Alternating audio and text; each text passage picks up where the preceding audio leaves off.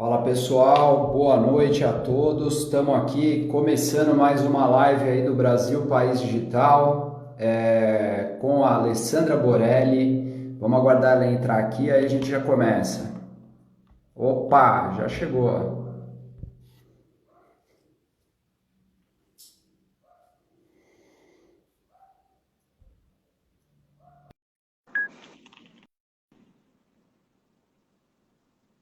Estamos aguardando aqui a Alessandra entrar e aí a gente já começa.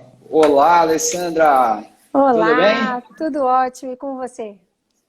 Tudo bem, maravilha. Obrigado aí por ter aceitado o nosso convite para a gente vir aqui bater o nosso papo todas as quintas-feiras aqui no Instagram. A gente, do Movimento Brasil País Digital, optamos, né, vamos criar esse espaço, aproveitar aí durante a pandemia, tá todo mundo em casa, né? Como é que a gente pode seguir fazendo o nosso trabalho e estar mais presente na vida das pessoas para seguir fazer aí o nosso propósito, né, do Movimento Brasil País Digital, que é compartilhar informação, fomentar o debate sobre o que está acontecendo nessa transformação digital, né? Ajudar as pessoas, o cidadão comum, a ter mais conhecimento do que é essa transformação digital. Então, hoje aqui a gente está dando prosseguimento, é a nossa quarta conversa já, nossa quarta live, e a ideia é que seja isso, viu, Alessandro? Um bate-papo informal, entre colegas, né? Aí profissionais profissionais, ativistas, empresários, enfim, acadêmicos que estão olhando e pensando esse Brasil, né, digital. E antes da gente começar aqui, de eu apresentar a Alessandra para vocês, pessoal, só queria falar para quem ainda não conhece o Movimento Brasil País Digital. A gente está aí há 4 anos na estrada. É um movimento que é capitaneado aí pela Associação Brasileira das Empresas de Software, e a gente tem um portal, brasilpaisdigital.com.br, estamos nas redes sociais, no Twitter, Instagram, Facebook, LinkedIn, YouTube, para compartilhar informação e fazer esse debate, né, sobre o que está acontecendo, né, nessa transformação digital do Brasil, mas não só compartilhar informação sobre o que está acontecendo. A nossa ideia é fomentar o debate, o que a gente precisa e pode fazer para transformar esse país num país mais digital e menos desigual. Então, esse é o nosso lema. São, ao todo, já, além da ABS, né, Associação Brasileira das Empresas de Software, 14 associações empresariais e sem fins lucrativos que estão aí nesse movimento. E estamos aí, né, completando 4 anos esse mês, hoje com a nossa colega Alessandra Borelli. Muito obrigado, Alessandra, pela sua disposição em estar aqui, em vir fazer esse bate-papo, e sobre um tema que eu acho que é fascinante, e a gente vai ter oportunidade aí de entrar, né, nesses meandros, um tema que é fascinante, um tema, né, que é importantíssimo, e um tema que é mais do que pertinente para o futuro da sociedade, né? Pois estamos todos aqui de passagem e os herdeiros do futuro são esses que nós estamos educando, né? Então, muito obrigado, Alessandra, pela presença, colega aí de debates. Eu queria, antes de começar, anunciar, né, a Alessandra. Ela é advogada especialista em direito digital, acompanho há um bom tempo o trabalho dela, sou super fã aí da maneira como ela vem promovendo e alavancando esse debate nas palestras, nos eventos. Ela é diretora executiva da Netix Educação Digital e também da Opsi Bloom Academy. Aí depois eu queria que você falasse também um pouquinho o que é a Netix. É professora aí do INSPER, da FAAP, é colunista da Play Kids, né? Quem tem filho sabe muito bem o que eu estou falando.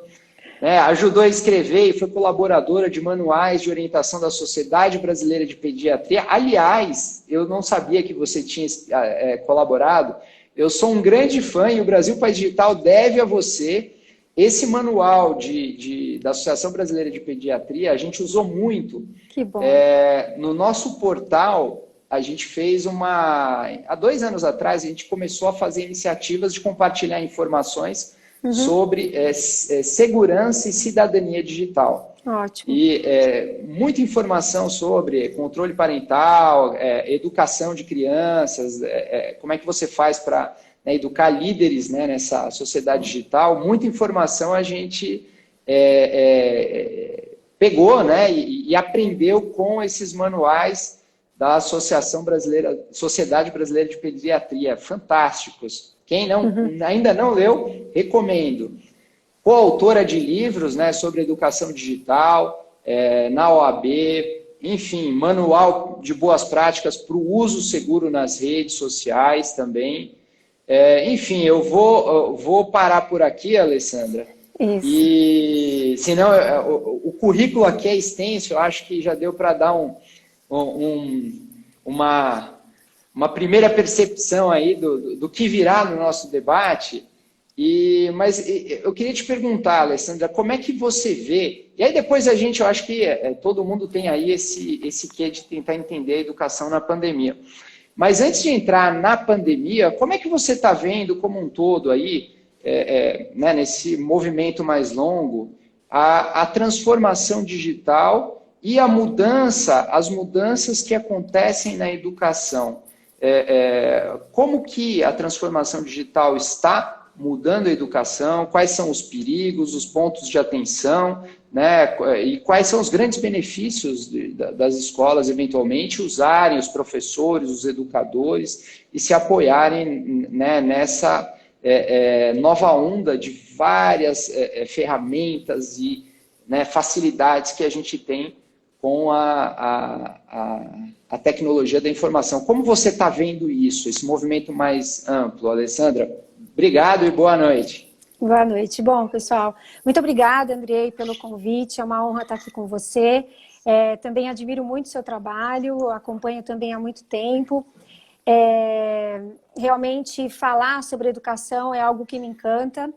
Eu sou, como você disse, sou advogada, né? Especialista em direito digital e me dedico à educação digital, porque a educação também é uma das minhas formações.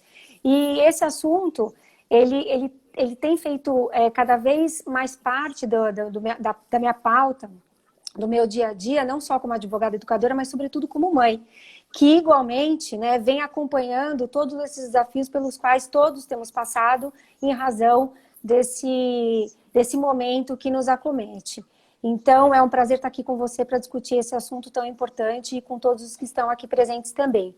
Bom, em primeiro lugar, é muito, muito importante pensar e lembrar que a educação, na verdade, educar a sociedade da informação vai muito além do que muitos pensam, né? Eu já venho refletindo e discutindo sobre isso há muito tempo. Então, não é difícil nós nos rendermos aos encantos da tecnologia, mas com muita facilidade nós nos equivocamos quanto ao seu potencial.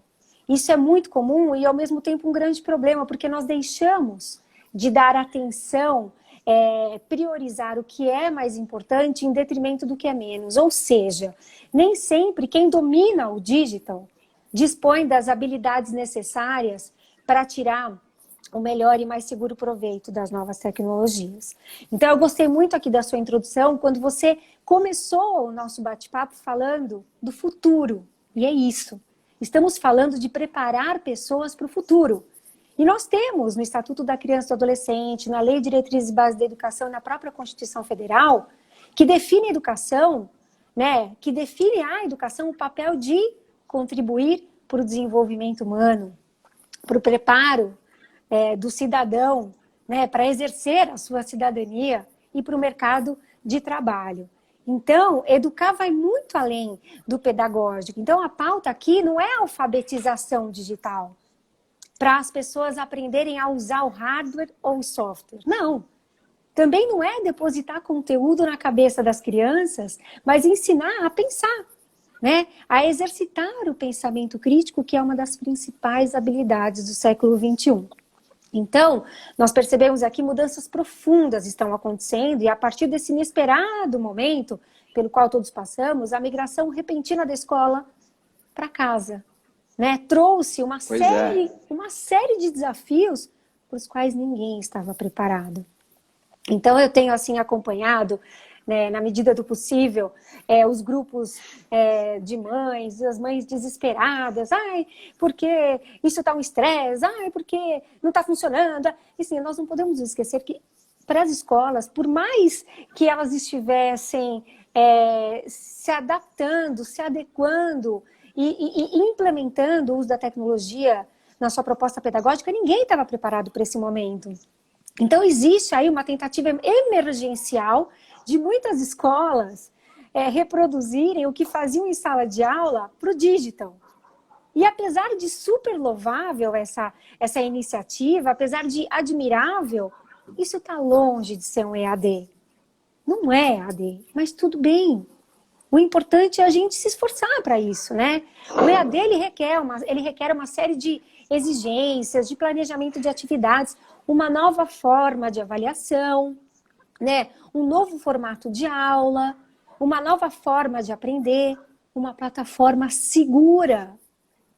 Nós estamos falando aí, um momento de falar sobre proteção de dados e privacidade, né? Você domina super esse assunto. Nós fizemos anteontem um congresso para 7.000 pessoas sobre proteção de dados e privacidade. Então, a LGPD está para entrar em vigor. E ainda que não entre agora e postergue, a chave já virou. É uma mudança de cultura. E nós já temos o Poder Judiciário proferindo diversas condenações por essa insegurança jurídica, com base no Marco Civil, no Código de Defesa do Consumidor, enfim.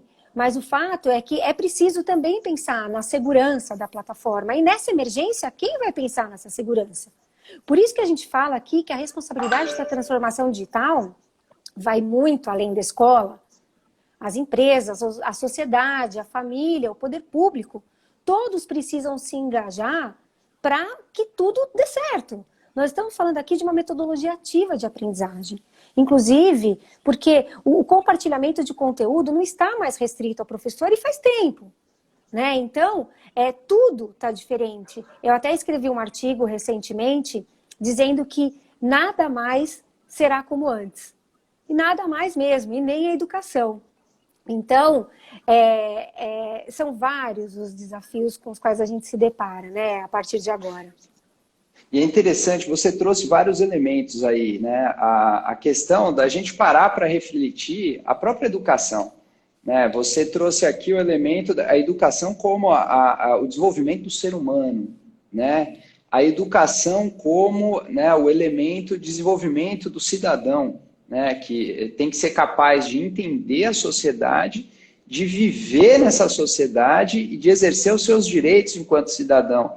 Né? Então, e eu acho interessante você fazer enquanto você falava, eu estava aqui pensando em que medida essa situação que a gente está vivendo na pandemia, né, na quarentena, dos pais, né, terem que educar os seus filhos, participar da educação dos seus filhos, até que ponto, né, a gente não está percebendo e tendo que se dar conta de que, peraí, a educação não é tarefa única e exclusiva da escola, não é assim, eu paguei, terceirizei, resolve aí, né, forma aí o cidadão por mim, né, eu botei no mundo, mas a escola faz o cidadão, educa, né, e é interessante você falar até que ponto, né, a gente como pais, eu também tenho 2 filhas, a gente não está tendo que se deparar de que educação é muito mais além que formação de mão de obra para o mercado de trabalho, né? E que a nossa responsabilidade vai muito além de meramente pagar a mensalidade da escola e ir na reunião de pais,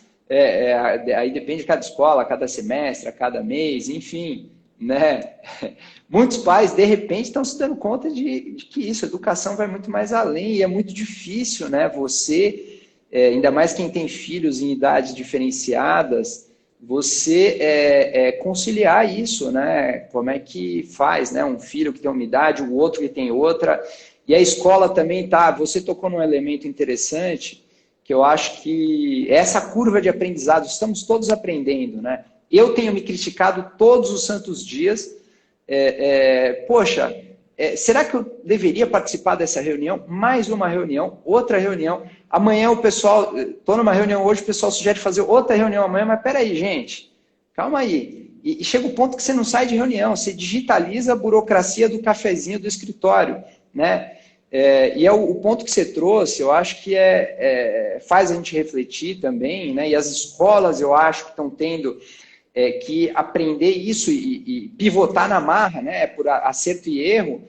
Como é que a gente faz para, né, ter um método educacional, formar esse cidadão, né? Esse ser humano com os recursos que a gente tem aí, né? Será que a solução é simplesmente digitalizar a burocracia da sala de aula? Né? E é uma curva de aprendizagem interessante da gente ver, né? Como que a própria escola também tá... Porque a gente olha muito... Eu gosto muito do... Não sei se você gosta de podcast. Eu gosto muito do Mamilos. Mamilos é um podcast que, segundo elas, né, se autodefinem, é o exercício semanal de empatia. E eu acho que aqui a gente, como pais de classe média, pelo menos, né, que tem acesso que pode se dar o luxo de ficar em casa, né? 2, que tem acesso à conectividade. 3, que tem equipamento, né, para os filhos poderem... Enfim, desse nosso viés, eu acho que a gente também tem que fazer esse exercício constante de empatia com os educadores, com os professores, né, com as escolas. Como é que você está vendo do lado da escola, você que tem contato com esse pessoal, como é que está sendo também essa curva de aprendizagem forçada deles, né? Como é que eles estão passando por esse desafio? Você tem algum feeling? Sim, bom, eu conheço muitas escolas, inclusive eu tive a oportunidade do ano passado participar de 2 congressos internacionais e dividir esse momento com diretores e mantenedores de muitas escolas aqui de São Paulo. Na verdade, escolas do Brasil. Nós fomos para Londres, para o BET Educar de Londres e para um evento também na Filadélfia sobre educação.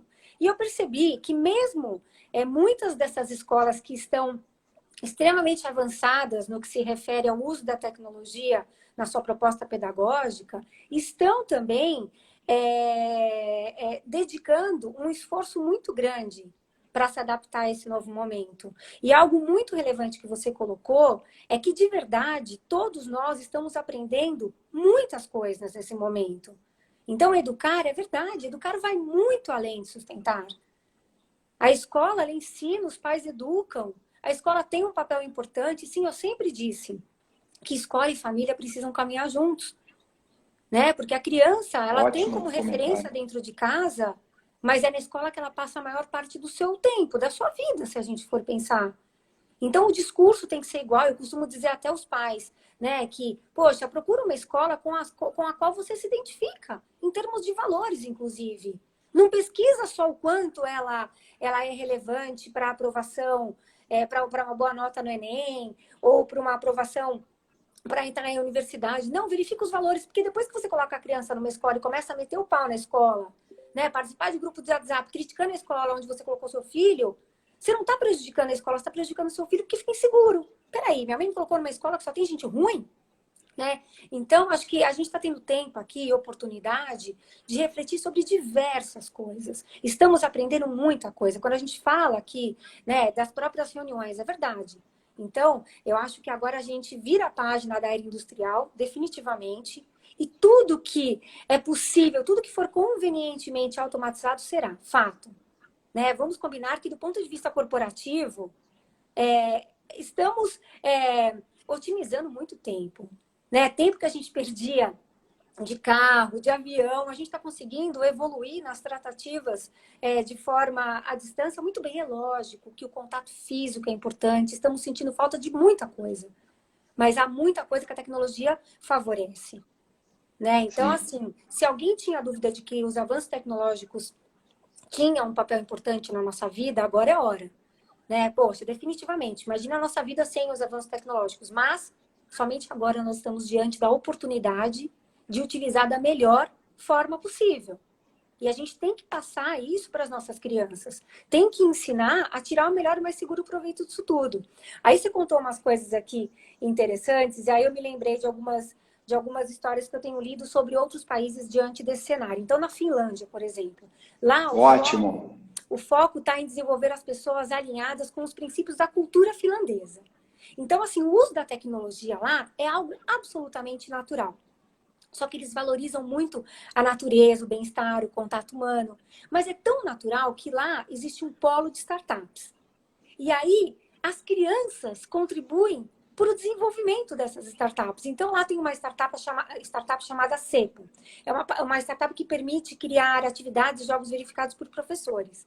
As crianças, elas contribuem com as suas inquietações, com as suas curiosidades, com informações para poder tornar aquele aplicativo mais relevante. Agora, olha que legal, a Secretaria da Educação do Amazonas, ela organizou um regime especial de aulas não presenciais. E aí, o que acontece? É um problema que a gente está percebendo aqui. Eu até estava vendo um noticiário ontem de uma garotinha falando assim, olha, hoje eu consigo assistir minha aula. Amanhã eu não sei, porque eu não sei se minha mãe vai ter dinheiro para poder pagar o acesso, para poder pagar a minha conexão. Então, lá no Amazonas, o que eles fizeram? Eles pegaram o conteúdo, olha que bacana, e reproduziram para a TV local. Então, as crianças estão aprendendo por meio da televisão. É um canal chamado TV Encontro das Águas, para transmitir o conteúdo das aulas. Então, para quem tem acesso à internet, as redes usam as plataformas, como YouTube, Google, para quem não tem, assiste pela TV. Então, os professores eles foram orientados a criar grupos em aplicativos, mensagens instantâneas para manter o contato diário com os estudantes. E aí, a secretaria está abrindo horários dessa TV para levar aos professores orientações de como usar esses recursos. Um outro lugar também muito legal, a China, né, que tem é conhecida por uma tecnologia super tradicional, conservadora, ela também está adotando esse método de TV. Israel também, Israel fez um hackathon com todos os professores para criar materiais para fazer uma curadoria de recursos interessantes para a EAD nesse momento. Incrível, né? Agora, eu gostei muito também, que é algo que eu também venho me incomodando há muito tempo, e eu percebo isso em todas as minhas visitas a escolas, enfim, é a capacitação dos profissionais, né? Um dos requisitos essenciais para implementar a tecnologia e um dos maiores problemas que a gente tem enfrentado agora, né? Porque as escolas correm para procurar uma solução, tal, para tentar reproduzir o conteúdo, trazer o conteúdo e não perder, tal. Só que os professores não estavam preparados para isso. Sim. E aí, o que acontece? Em Lisboa, o governo fez uma parceria com a Universidade Aberta de Lisboa, que funciona há 36 anos e é uma referência em educação à distância, e a universidade está capacitando todos os docentes da rede básica para que possam aprender a utilizar o método de educação à distância. Isso em tempo recorde. Então, é por isso que eu falo que a transformação digital pós-pandemia vai muito além da escola. Então, são muitos esforços, né? Sim. Aqui a gente teve um movimento interessante, como o Brasil País Digital Agnóstico, não posso mencionar o nome das empresas, mas tiveram duas empresas que fizeram uma parceria, uma de aplicação de reuniões virtuais, né, de salas virtuais, com outra, e se eu não me engano tem mais que entraram também. Uma fornece a sala virtual de graça, né, para as escolas, e a outra empresa de tecnologia, que tem muitos funcionários qualificados, está ajudando a treinar os professores para aprenderem a usar essas plataformas. Ainda não é, né, não é em larga escala, como você está dizendo aí, olhando no longo prazo, mas assim, no curto prazo, a gente já vê algumas iniciativas, né, por aqui. Eu achei muito legal essa iniciativa de Manaus, e um ponto que estava aqui na minha listinha, fiz uma listinha de perguntas, tem vários pontos aqui, todos polêmicos, né, da gente, do nosso Brasil, Brasilzão aí. Como é que você está vendo aí a dificuldade, né, para a gente que é de classe média, que tem acesso, que pode ficar em casa, né, que nem eu mencionei, 2, tem acesso à conectividade, que é talvez um bem de luxo, não deveria ser um direito básico universal, né? A gente discutiu na última live, quem não pôde assistir, por favor, assistam, vocês não vão se arrepender, a live com o Fabro, que é o diretor executivo do ITS Rio, discutindo sobre essa questão, né, da conectividade, né, da importância do acesso à conectividade para o exercício da cidadania. e um deles, um elemento básico, é a educação. Então, como é que você está vendo a movimentação aí das escolas, não só, né, das escolas ou dos pais de alunos de escolas públicas, né, porque a gente tem aí um universo completamente diferenciado, né, de estudantes conectados e estudantes que, né, ou estão desconectados, seja por ausência de conectividade, seja por ausência de equipamentos, né? Como é que está vendo isso? Eu achei muito legal o exemplo de Manaus, que é uma forma de você minimamente ajudar a resolver o problema daqueles que estão desconectados, sem conectividade e sem equipamento, né? Pelo menos a televisão é universal, está em 100%, quase 100% dos lares, né? Energia elétrica, quase que também, né? Outro problema aí, mas que avançou bem. Como é que você está vendo isso? O que tem sido feito? Então, eu tenho notado com bastante preocupação de que as políticas públicas não têm se dedicado o quanto deveriam diante desse contexto todo. Eu tenho mais observado iniciativas particulares, privadas, em prol de um movimento mais voltado a essa população carente e desprovida completamente de recursos para ter acesso a esse tipo de conteúdo e informação. Infelizmente, até porque esse momento claramente nos traz aí uma série de outras preocupações, inclusive para essas famílias, né? Então, se de um lado a família dos que hoje encontram-se numa situação mais confortável, questionam o que a escola está transmitindo em termos de conhecimento, se está cumprindo a grade curricular, o plano curricular, se está realmente comprometida com o conteúdo pedagógico, se vai conseguir honrar ou não, a classe menos favorecida está preocupada em saber se vai conseguir se cadastrar naquele aplicativo para receber aquele mínimo. Então, quer dizer, é uma desigualdade muito grande e que, diante desse contexto, só é ainda mais intensificada. Então, não só para aqueles pais, mas para as próprias crianças, esse não é o assunto emergencial, né? Enquanto para eles o que eu preciso agora é saber se eu vou ter dinheiro para comer, tal. Então, apesar da educação ser um direito constitucional garantido a todos, né? Independente da sua condição, independente de sexo, cor, credo, seja lá o que for, uma garantia constitucional garantida pela Constituição, e as crianças que, pelo Estatuto da Criança e do Adolescente, demandam uma prioridade absoluta, dada a sua condição de desenvolvimento, a saúde e a alimentação também o é. Então, assim, entre as prioridades, eu preciso comer, eu preciso beber, eu preciso ter o mínimo para me higienizar e não... Então, quer dizer, você vai pensar numa população que não tem água, se ela está preocupada com o conteúdo pedagógico, não está. Nem ela está preocupada, e, infelizmente, nem o poder público, que, infelizmente, hoje, apesar de todo esse contexto, a gente vive também um problema político que acaba também influenciando e impactando no que, de fato, hoje merece uma prioridade maior. É um ótimo ponto. E a gente é interessante ver como é recorrente, né? Muitas vezes a gente vê que a transformação digital, ela por si só, ela não é e não deve ser tratada como uma panaceia que vai resolver todos os problemas do Brasil, né? Se a gente não atacar, eu acho que o seu comentário vem muito nesse sentido, se a gente não atacar as desigualdades sociais, né, que são gritantes ainda no Brasil, históricas, né, é muito difícil você ter um desenvolvimento econômico e social que traga benefício a todos, né, ou que seja sustentável no médio e longo prazo, né. Então, eu acho interessante esse comentário que você traz, porque reforça o que a gente já vem discutindo, né?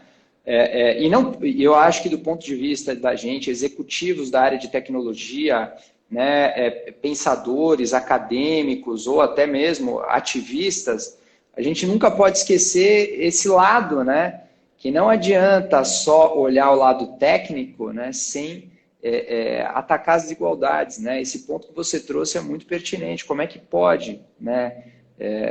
Aquela necessidade premente, ela vem em primeiro lugar, né? Então a gente precisa, é interessante como o Brasil, se a gente não atacar as desigualdades, vai ficar muito difícil da gente avançar, né, de uma maneira sustentável no médio e longo prazo. E agora, uma pergunta, a gente está acelerando, né? A gente tem visto as escolas, as empresas, acelerando a curva, né, da aceleração digital, né, da transformação digital, como a gente não via antes, sem precedentes, né? Seja nos escritórios, né, nas empresas, com a necessidade da digitalização por meio do home office, né? E isso aí implica toda uma mudança de cultura. E aí hoje eu vou fazer um jabá da propaganda das lives anteriores. Quem não viu, assistam a live número 2 com o presidente da ABS, o Rodolfo Fischer. Foi muito interessante. O Fábio Rui e o Rodolfo fizeram uma reflexão muito bacana sobre o futuro, entre as discussões que eles fizeram, o futuro aí do trabalho virtual, do teletrabalho. Como é que fica, né? Não é só digitalizar e levar a burocracia para dentro de casa, né? Você precisa mudar a cultura. Isso aí leva tempo, isso aí não é só comprar, né, a licença de uma aplicação de teleconferência, vai muito além, né? Enfim, e como é que fica na escola, né, essa mudança de cultura? A gente discutiu um pouquinho, mas, sobretudo, o meu ponto de vista, que eu sei que você aí é uma pensadora, né, é uma influenciadora nacional nesse tema, como é que fica a questão da privacidade e da segurança dos dados, né? E a gente está falando aí de crianças e adolescentes, que são dados pessoais sensíveis. Como é que fica isso? Quais são as preocupações que a gente já tinha antes e que eventualmente agora estão, né, mais acentuadas, as preocupações, os pontos de alerta? E eu acho que é sempre bom a gente olhar também para frente aqui, né? E tem muito no Brasil, país digital, entre o nosso público, tem muito formador de política pública, né? Seja em municípios, no governo federal, nos estados. Quais são as sugestões que você dá para esses formuladores de políticas públicas também para atacar esses dois pilares, né? Olhar para esses dois pilares que são a segurança e a privacidade? Bom, super importante a sua pergunta, na medida em que, para começar, as próprias escolas mesmo, até pouco tempo antes de começar esse momento pelo qual passamos, elas vinham providenciando todos os aparatos tecnológicos sem pensar na segurança que deveria estar por trás disso. Isso se aplica também ao home office. Não por acaso, hoje, nós temos aí um crescimento exponencial de crimes cibernéticos, justamente por essa falta de estrutura e de providências técnicas e providências de segurança necessárias para que você possa trabalhar com tranquilidade e utilizar todos os recursos tecnológicos sem ficar vulnerável a nenhum tipo de invasão ou vazamento de dados. Mas pensando no que se refere à criança, nós temos aí na LGPD o artigo 14, que trata só dos dados relacionados a crianças e adolescentes. E, de novo, independente da prorrogação da vacatio legis da lei, que é o que está em pauta no momento, nós já estamos num processo de mudança de cultura. Né? Porque hoje, quando a gente fala em tecnologia, nós estamos falando numa globalização. Né? Nós utilizamos plataformas, provedores de aplicação de diversos países. Nós estamos constantemente, né, muito sem saber, compartilhando dados com outros países. Então, quando nós falamos de criança e adolescente, você colocar aí são dados sensíveis. Eles são dados considerados sensíveis, sim. Né? Então, assim, a rigor na lei, ele não é um dado sensível na letra da lei, mas ele é considerado um dado que merece uma atenção especial, dada a condição peculiar de desenvolvimento da criança. O que isso significa na prática com relação aos seus dados? Que seus dados não podem ser utilizados sem que, se tratando de uma criança, ou seja, 13 anos incompleto, sem o consentimento de um dos pais ou responsável legal. E esses dados, eles têm que ser coletados se efetivamente forem necessários. E aí que eu pergunto, se nessa providência emergencial das escolas e implementar a educação à distância, foram observados todos os requisitos necessários para garantir a segurança desses dados. Porque muitas dessas plataformas que estão sendo utilizadas para atender uma necessidade, uma emergência, estão coletando dados das crianças. estão coletando informações. Porque a criança ela utiliza a plataforma naquele momento e agora não adianta, ela vai. Depois ela acaba utilizando aquele dispositivo para se comunicar com alguém. Hoje, o único meio de comunicação e acesso à informação praticamente os dispositivos informáticos. São os nossos smartphones, o notebook, né? E muitas vezes, olha só, né, participando de alguns eventos corporativos, a gente sempre tenta trazer, na medida do possível, o tema educação para a pauta, inclusive falando com executivos sobre crianças e adolescentes, porque muitos são pais, tios, padrinhos, têm uma criança e adolescente por perto. Esses dispositivos que muitas vezes são utilizados para fins corporativos, se a gente fala aí do fenômeno Bring Your Own Device, como é que a gente vai fazer, por exemplo, hoje mesmo eu estava conversando com uma pessoa, peraí, Alessandra, me liga mais tarde, porque o meu filho está precisando usar o meu notebook para poder assistir aula. Então, quer dizer, naquele notebook existem informações corporativas, existem informações sigilosas, informações relacionadas à empresa, segredos industriais. E aí a criança não só assiste a aula por uma plataforma que eu não sei se tem uma segurança de dados, como ela aproveita o momento para baixar um aplicativo e dar uma jogadinha. E será que os dados são coletados a partir desse jogo, a partir desse momento? Eles não coletam as informações que se encontram naquele dispositivo? Então, assim, de novo, independente da prorrogação da vacatio legis, a gente tem que começar, desde ontem, a adotar as providências necessárias. Até porque a regulamentação europeia, por exemplo, ela já está em vigor, né? Então, quanto antes a gente tomar essas providências, por exemplo, na Universidade de Bruxelas, para você ter uma ideia, as escolas, né? Ela trouxe uma pesquisa que as escolas já estão tratando do assunto proteção de dados e privacidade no currículo escolar. Não é uma matéria, proteção de dados e privacidade, mas já instigando as crianças a se perguntar, né? Eu estou participando de um outro material, depois eu compartilho com você, que é muito legal, só sobre games. É incrível o material. Tem uma série de informações explicando quais são os consoles e tudo mais. E é lógico que a gente traz o assunto da proteção de dados. Mas instigar na criança a curiosidade de saber por que esse jogo está coletando esses dados. Por que ele precisa acessar minhas fotos? Acessar as minhas fotos, de fato, é relevante, é importante para a finalidade que o jogo propõe? Né? E depois que ele acessar, o que ele vai fazer com as minhas fotos? Por que ele precisa acessar a minha agenda de contatos, os meus e-mails? Então, são reflexões como essa que a gente tem que começar desde já a, lógico, ensinar as nossas crianças a pensar. Lógico que a gente está falando de pitucos, de criancinhas, né? Mas a partir dos 10, 11 anos não custa a gente começar a questionar. E agora, né, com a proposta do próprio...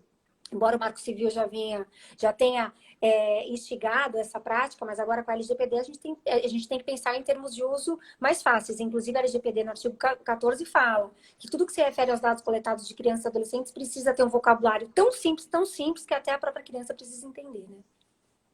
Sim, e é formidável, né, cara? Quando a gente vê isso, alguns exemplos do que o pessoal tem feito lá fora, né?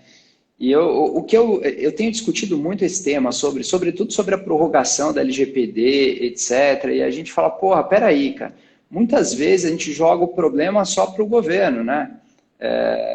Beleza, o governo, eu acho que o que a gente tem discutido, o governo tem a sua parte, né? No caso, o presidente da República tem que criar a NPD, né? Publicar o decreto que cria a NPD, nomear os diretores, né, que é essa autoridade que vai criar as orientações, né, vai fazer todas as regras, vai ajudar na educação, né, das empresas, do cidadão, né, das organizações.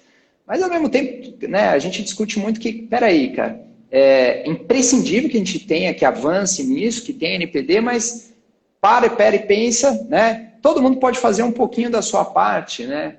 E eu acho que esse exemplo que você traz é muito feliz. Pô, peraí, a gente como pais, será que a gente faz, né, formando um cidadão, a gente está fazendo a nossa função de educar esse cidadão, ou dar até o exemplo, né, ceder a nossa impressão digital para entrar na academia sem questionar, né, numa reunião, ou né, dar um dado de cadastro numa compra sem... E a criança está vendo tudo isso, né? E a própria escola também... Né, na medida em que eu acho que você trouxe esse elemento muito importante de educação do cidadão, né, você, poxa, mesmo jeito que você ensina, né, proteção ambiental, preservação do meio ambiente, né, o viver em sociedade, cada vez mais eu concordo com você, né? É imprescindível que esse cidadão tenha conceitos de cidadania digital, né? E aí eu vi que você tem e participou de diversos artigos né, e coletâneas sobre cidadania digital. E aí eu queria aproveitar, sair um pouco, né, do nosso escopo de educação, se você me permitir, para a gente, que eu acho muito interessante. Queria perguntar qual é o conceito, o que você entende por cidadania digital e qual que é a importância da gente ensinar cidadania digital para os cidadãos. É possível pensar numa cidadania digital para corporações, né? Uma corporação cidadã? Não sei, estou extravasando aqui. Como que você vê esse conceito de cidadania digital? Tá. Eu não tenho uma definição pré-pensada. Eu vou te dizer aqui o que eu sinto nesse primeiro momento que você me pergunta o que é cidadania digital para mim, tá? Eu acho que cidadania tem muito a ver com empatia, né? Porque cidadania está diretamente relacionado ao que você representa dentro de um contexto de sociedade. Então, quando a gente fala em cidadania digital, é de fato utilizar esses recursos tecnológicos de forma positiva ou melhor do que isso, de uma forma reflexiva, de modo a pensar nas suas atitudes e em que as suas atitudes poderiam se desdobrar, né? Então, assim, cidadania digital é você utilizar, é justamente você fazer valer princípios e valores básicos independente de qualquer lei. Exatamente o que você disse. Alessandra, independente da lei, sim, porque lei não muda comportamento. Se assim fosse, as penitenciárias, os presídios não estavam lotados. Então não adianta uma lei, né? Por mais que a lei ela disponha de um enforcement, ainda que seja uma lei com uma sanção pecuniária, né?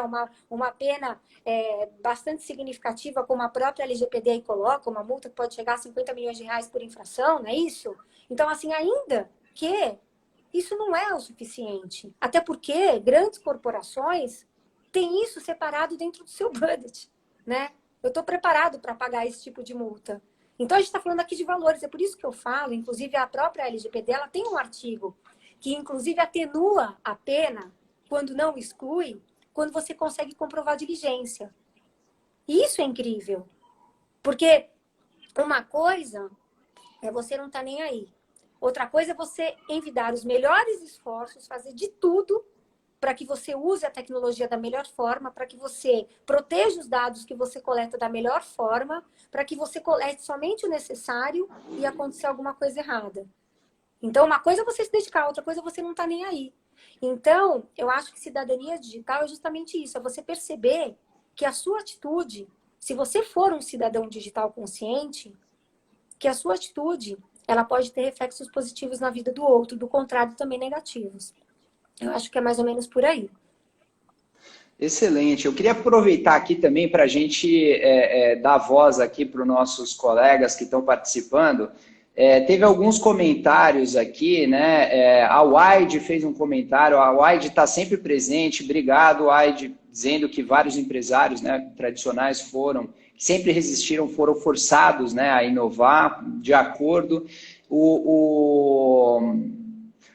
Aí a gente começou a falar de fotos, né? E a Cris falou, olha, eu sempre me questiono sobre esses pedidos de acesso a fotos por apps, né? E o Conectação falou, olha, como é que fica no caso de compartilhamento de fotos e vídeos de crianças e adolescentes, né? Algumas até tapam o nome de quem enviou, mas basta clicar para ir para a página. E aí eu faço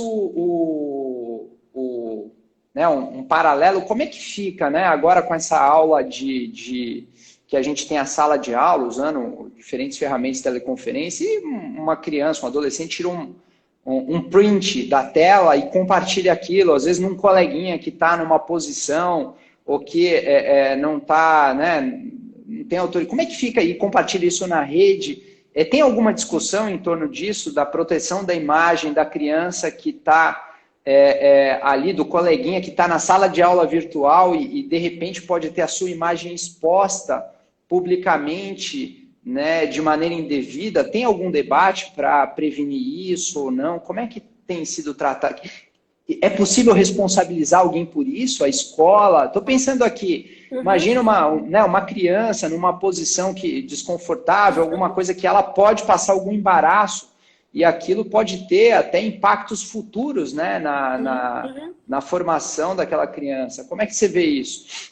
Bom, primeiro que a gente precisa dar aquele passo para trás que a gente fala, né? E que numa situação de emergência, poucos conseguem refletir acerca disso. Então, as escolas que tiveram o insight de me procurar antecipadamente, quando tudo começou, a minha orientação foi: passa uma informação, um comunicativo a todas as famílias de que a ferramenta vai ser utilizada, mas que os pais devem supervisionar, de que os pais devem acompanhar. Igualmente, as escolas, inclusive nós já realizamos algumas palestras à distância para algumas escolas, inclusive para as crianças, para justamente orientar. Até porque o direito de imagem, o direito da voz, são direitos também garantidos pela Constituição Federal. Ninguém pode utilizar a imagem do outro sem prévia e expressa autorização. E ainda que não haja intenção difamatória, ainda que eu não tenha feito aquilo por mal, o uso de imagem sem o prévio e expresso consentimento do titular daquela imagem, no caso de criança e adolescente, os pais a representam, pode sim acarretar numa ação indenizatória por danos morais, por uso indevido de imagem. Então, de quem é a responsabilidade, Alessandra? Bom, vamos lá. Existe um nexo de causalidade. Tudo bem, as crianças estão utilizando aquela plataforma por força do momento e também para fins pedagógicos, né? Então, é a mesma coisa quando as crianças se degladiam fora dos domínios físicos da escola, que é coisa que é muito comum. Nos grupos de WhatsApp estão brigando, estão discutindo, vazam nudes e tal. Alessandra, não foi dentro da escola. Isso aconteceu durante o final de semana, durante as férias, durante a pandemia. A escola não tem responsabilidade nenhuma? Tem.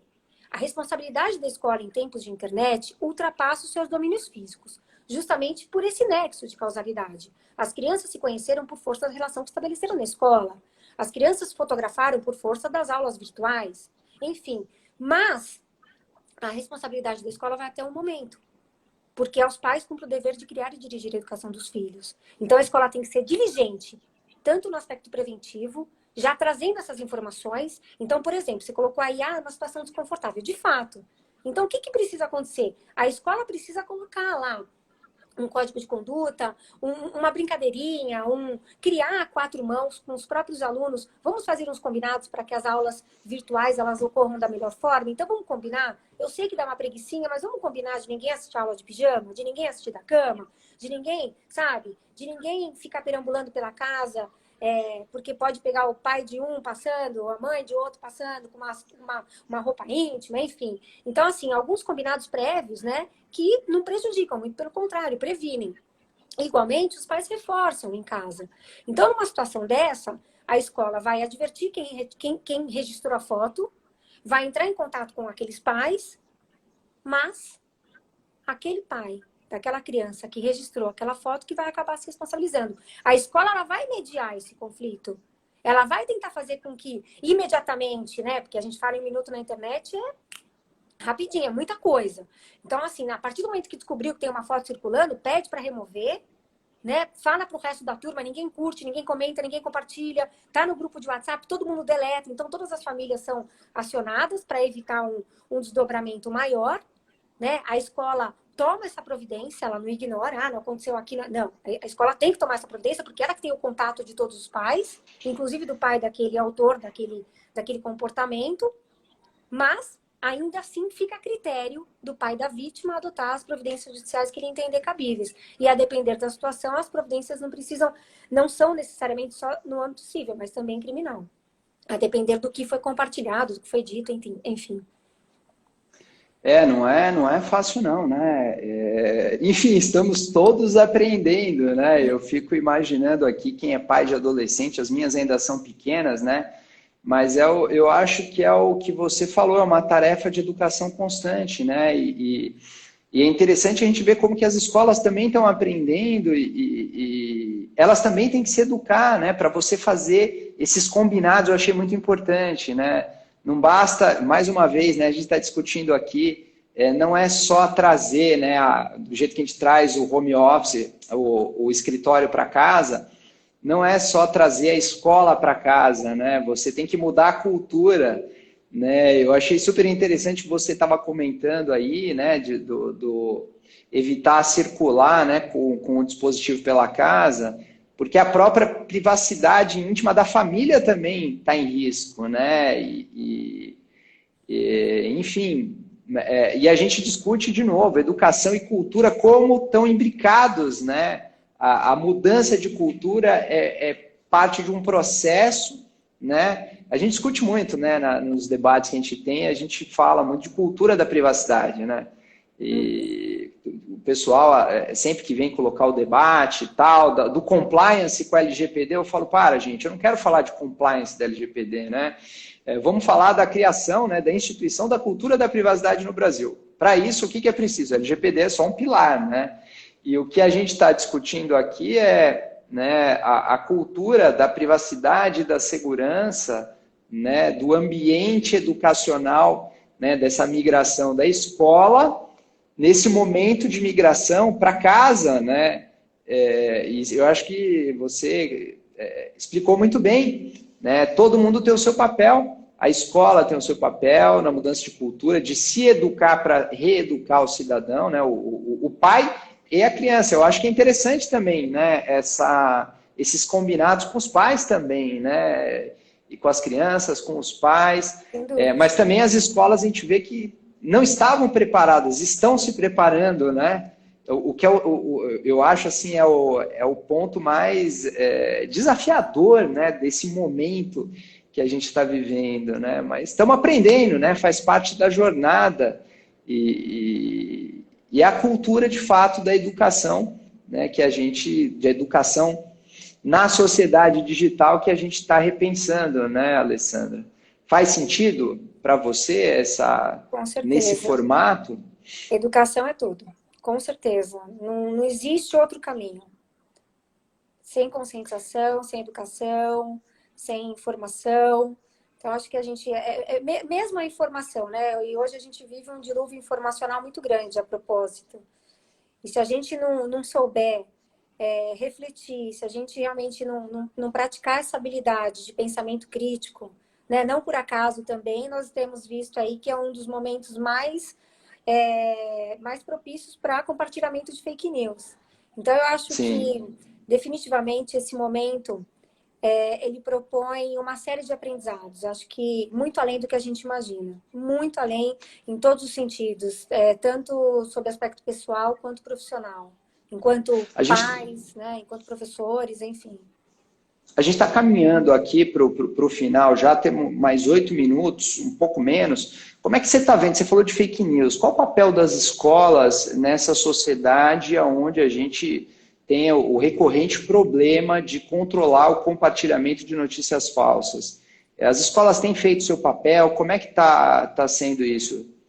Por incrível que pareça, as crianças são as que menos compartilham notícias falsas, né? Ressalvadas aquelas situações intencionais, né? Diferente do que acontece na prática, né? Hoje, os adultos eles se baseiam em mensagens, em manchetes sensacionalistas, né? Muitas vezes eles se baseiam naquela manchete, não leem o conteúdo na íntegra, sequer verificam se vem de uma fonte primária, se vem de uma fonte fiel ou secundária, se foi recompartilhado, se foi adulterado. Às vezes se baseia num comentário, né? Às vezes a pessoa posta alguma coisa, a pessoa nem lê a notícia. Ela se baseia no último comentário de 1000. E aí ela se preocupa em logo compartilhar. Na maioria das vezes, não de forma intencional, mas não tem noção dos desdobramentos que isso pode gerar, né? Do prejuízo financeiro, patrimonial, moral que isso pode desencadear, né? Quantos voos não foram cancelados já por fake news, estabelecimentos comerciais fechados? Desculpa. Mas isso realmente é de se estudar e preparar para que isso não continue. Então, as escolas, elas vêm, sim, instigando o pensamento crítico e a reflexão das crianças com relação a isso, sobretudo porque, independente da sua pouca, na verdade, mesmo as escolas que pouco utilizam a tecnologia no seu dia a dia, elas já vêm se valendo há muito tempo da tecnologia para pesquisas. Então, a partir desse momento, ela já orienta, já vem ensinando a criança a verificar uma fonte primária, a indicar Ótimo a fonte, a verificar a autoria, verificar se aquilo faz ou não faz sentido. Uma promoção muito, muito significativa. Então, a escola, ela tem se preocupado e se dedicado bastante com relação a isso. Posso fazer um spoiler aqui, aproveitar, enquanto você aí recupera. Não, é um clima muito seco. Você viu que eu tô com a minha garrafinha aqui minha família podia me trazer uma água. Mas tudo bem. Lives a gente... Mas eu queria aproveitar aqui e fazer um spoiler. A pessoal que acompanha, muito provavelmente, na semana que vem, né, quinta-feira da semana que vem, às 6h30 da tarde, aqui no Instagram, no Brasil País Digital, a próxima convidada, né, a gente está nessa... Foram 3 colaboradores, né, do gênero masculino, agora vamos ver se a gente equilibra um pouco isso, para falar de fake news e combate ao discurso de ódio nas redes. Se der tudo certo, já estou fazendo um spoiler aqui. Então, esse pretendemos que seja o próximo tema da quinta-feira que vem. Então, quem tiver aí, ainda não seguiu o Brasil País Digital, sigam, botem na agenda aí, quinta-feira, às 18h30. Religiosamente, a gente vai cumprir, ou eu, ou o Fábio Rua, para manter e trazer e fazer esse debate aí para a gente discutir, né, entender o que é o Brasil digital, né, a transformação digital do país. 2, né, a gente compartilhar informações e visões de pessoas como a Alessandra que estão pensando o Brasil digital para que ele possa ser mais digital e menos desigual. Essa é o nosso lema, enfim. E para a gente finalizar aqui, Alessandra, a gente tem aí nosso perfil, né, dos nossos seguidores é muito diversificado. Qual é o recado que você daria aí para a gente encerrar, para quem está em casa, tendo dificuldade aí para educar seus filhos, né, para o educador, o professor que está ali? Qual é o recado final que você daria para todos, a gente encerrando aqui a nossa live? Bom, todos somos responsáveis por impedir a violação dos direitos da criança e do adolescente.